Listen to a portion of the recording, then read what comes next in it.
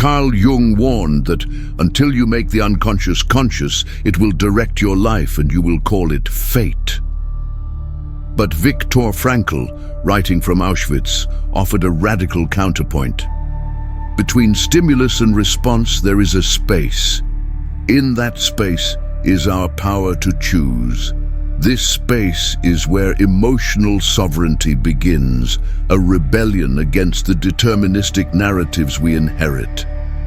Friedrich Nietzsche, in Beyond Good and Evil, argued that he who cannot obey himself will be commanded, a piercing critique of our addiction to external validation. Modern neuroscience echoes this.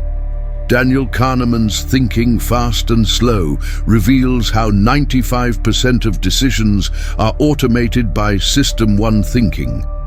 We mistake these reflexes for free will, yet Schopenhauer saw deeper. Every man takes the limits of his own field of vision for the limits of the world. Why do we cling to illusions of control?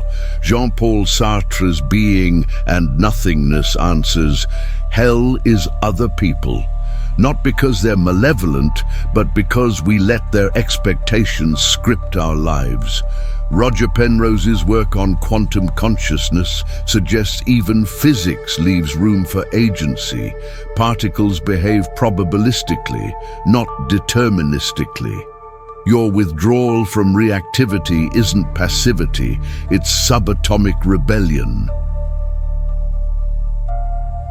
Stephen Hawking's law of conservation, energy cannot be created or destroyed, applies equally to the psyche. Carl Jung called this psychic energy, while Nietzsche framed it as will to power, finite fuel for an infinite world. Esther Perel observes, we treat attention as infinite. It's not.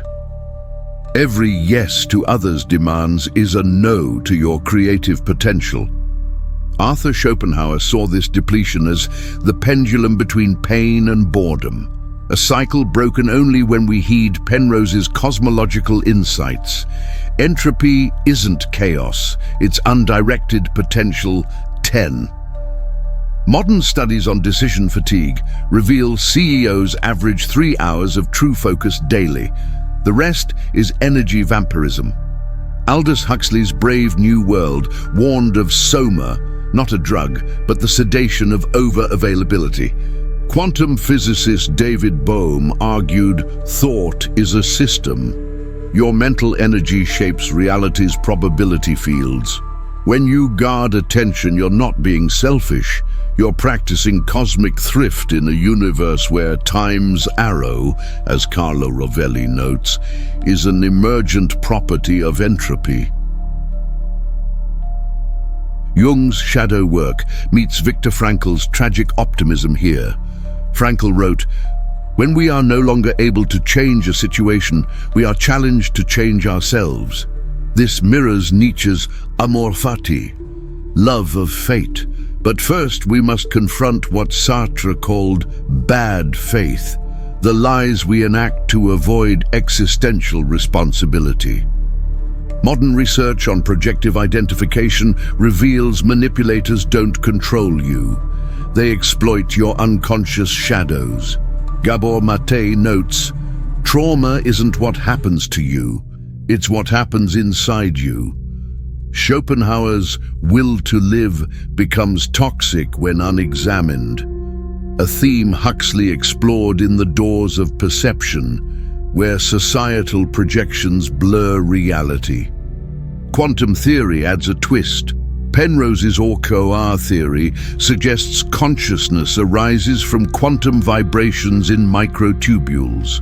Your withdrawal forces others to confront their own quantum shadows, the parts of their psyche they've collapsed into certainty. As Rumi wrote, the wound is the place where the light enters you. But first, you must stop dressing others' wounds with your energy.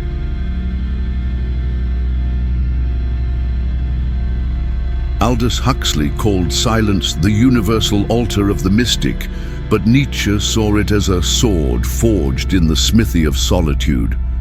Modern neuroscience confirms fMRI scans show 2 minutes of silence regenerate hippocampal neurons. This isn't passivity, it's negative capability, Keats, holding uncertainty without irritable reaching. Jean-Paul Sartre's The Gaze theory explains why manipulators panic when you're silent. You become an existential mirror. Penrose's work on space-time singularities applies here. Silence creates a cognitive event horizon where others' projections collapse. Buddhist monk Thich Nhat Hanh said, "Silence is sometimes the most powerful scream." Historical precedent.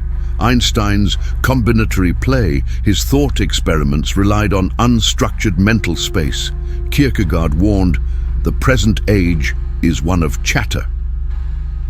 In a 2025 MIT study, subjects deprived of digital noise for 72 hours showed 47% spikes in divergent thinking.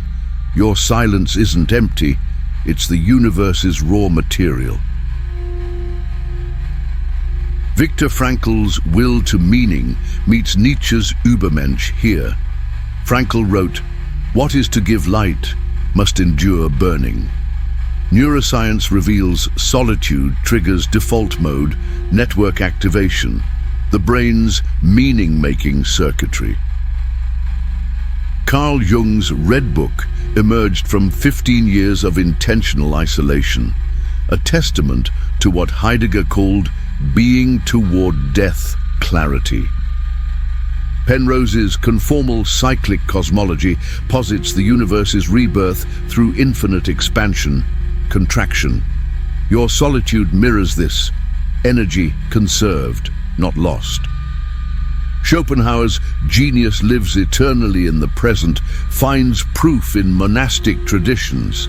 Tibetan monks show gamma-wave synchrony 800% above baseline during compassion meditation.